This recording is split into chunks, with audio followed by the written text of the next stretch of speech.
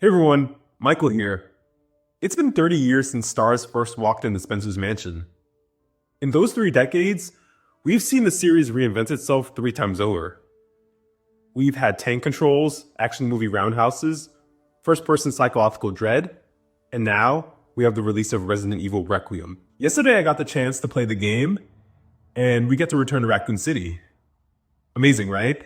I've survived the Road Hills Chronic Care Center and solved puzzles that would make a master locksmith weep. But today I'm going to give you my personal experience playing the game and how Capcom finally bridged the gap between the classic survival era and the modern cinematic era. So let's get into it. Requiem introduces us to Grace Ashcroft, an FBI analyst with a legacy that fans of the cult classic Resident Evil Outbreak will recognize immediately. She's the daughter of Alyssa Ashcroft, and that DNA shows up in her gameplay. Playing as Grace feels different for me.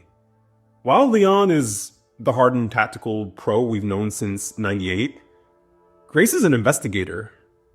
Her segments utilize a reconstruction mechanic that feels like a polished version of the Batman Arkham detective mode, but grounded in survival horror. You aren't just shooting, you're piecing together the events of the Raccoon City fallout.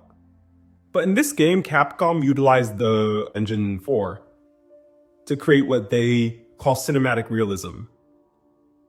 In my playthrough, the facial animations during Grace and Leon's arguments were so subtle that you could see the exact moment Grace stopped trusting Leon's official government story. Now let's talk about the setting. The Rhodes Hill Chronic Care Center is easily the most atmospheric location since the Baker House. It's located just on the outskirts of the original Blast Zone. This is where the friction comes in as well. The game doesn't give you a map for the first 2 hours. You're lost in a maze of rusted wheelchairs and flickering lights. The sound design is also oppressive.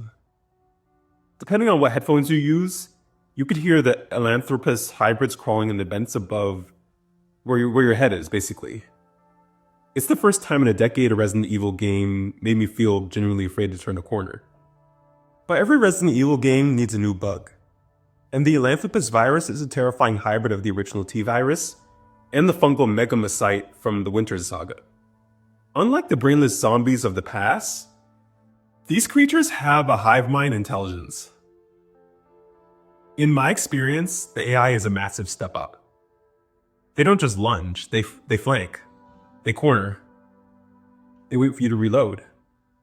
They know and recognize when you're low on health and become more aggressive. This tactical horror is the evolution the series needed after the more straightforward action of the village, in my opinion. But why does Requiem matter right now? Because it's a eulogy for Raccoon City. We spent 28 years in universe running from that explosion, and Requiem finally brings Leon back to the crater. It's an interesting time for the brand. Not only do we have this game, but director Zach Kreger is currently filming the big screen reboot.